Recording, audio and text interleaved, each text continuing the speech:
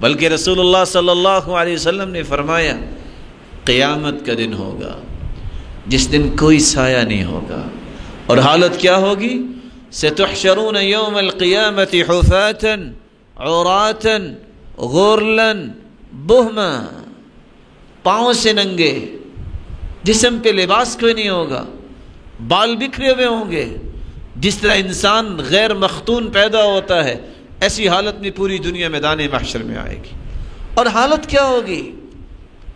رسول اللہ صلی اللہ علیہ وسلم کی یہ بات جب سنی تو عائشہ کہنے لگی رضی اللہ تعالی عنہا وارضاہا، کہنے لگی اللہ کے رسول صلی اللہ علیہ وسلم الرجال والنساء ينظر بعضهم الى بعض، جب لباس نہیں ہوگا تو لوگ ایک دوسرے کی طرف دیکھیں گے۔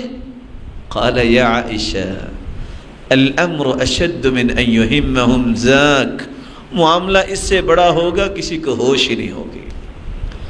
اور جب ام سلمہ رضی اللہ تعالی عنہ نے یہ بات سنی تو اپنے ہاتھوں کو اپنے رانوں پہ مار کے کیا کہا؟ وَسَوَتَا، ساری زندگی ہم نے حیا، پاک دامنی، پردے میں گزاری، کیا قیامت کا لباس نہیں ہوگا؟